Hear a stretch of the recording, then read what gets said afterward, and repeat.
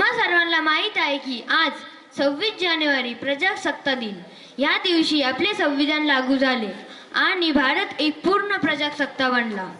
या दिवशी आपण आपले संविधान स्वीकारले आणि लोकशाहीच्या दिशेने पहिले पाऊल टाकले। आपले देश आपल्याला स्वातंत्र्य, समानता आणि न्यायाचा पाया देते।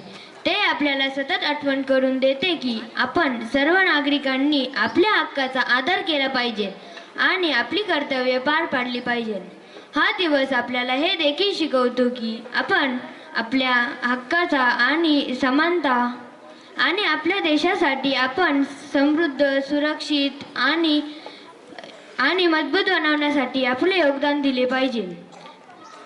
मला शेवटी एवढेच म्हणायचे आहे की आपण देशभक्ती म्हणजे फक्त उत्सव साजरे करणे नाही, तर देशासाठी काहीतरी करणे आहे।